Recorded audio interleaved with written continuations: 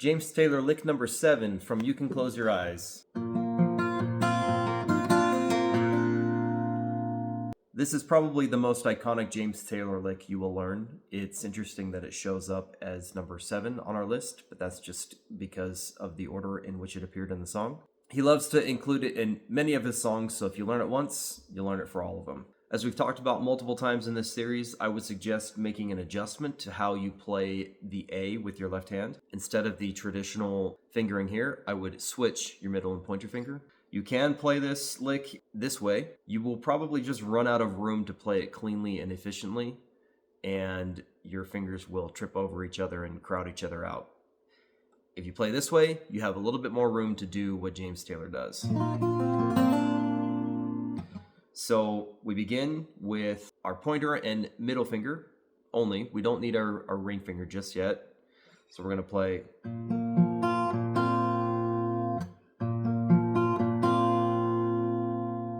then we continue.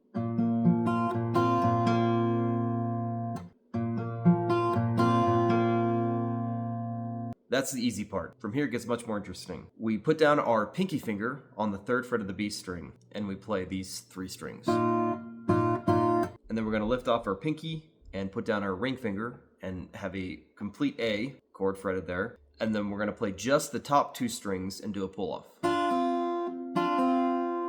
And this happens very quickly, so we're going to play the same 2 strings, but the first time we play them, we're just going to have a bass note on there.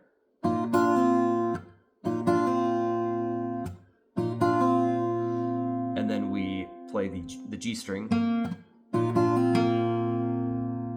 then when we finish off the riff, we can be kind of flexible in how we end it. You'll notice I have parentheses around a couple of the notes here. That just means you can play them if you want to, and if you don't, it doesn't really matter. That's where a lot of the James Taylor flair comes from, because some notes are just going to be left to ring out, some notes he'll play them. And the great thing is you can choose how you want to play it. If you want to do just the bare minimum, you're going to play the A and the E string alone. And after playing them, you're going to do a hammer-on the B string to the 2nd fret.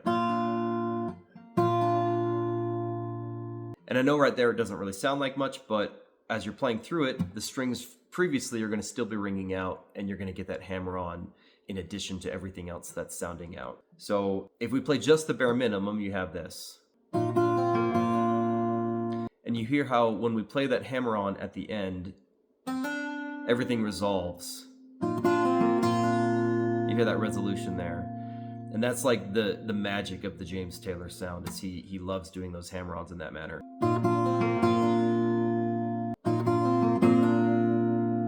So you notice there's not too much of a difference in sound, but in technique there's quite a bit of difference. And so you can pick and choose which one you prefer, or you can get to the point where you're not even thinking about it and you're just a one-man band strumming his guitar. That's the James Taylor vibe right there. So I'm going to play through both ways. The first way with the bare minimum. And the second way with all strings on that final chord.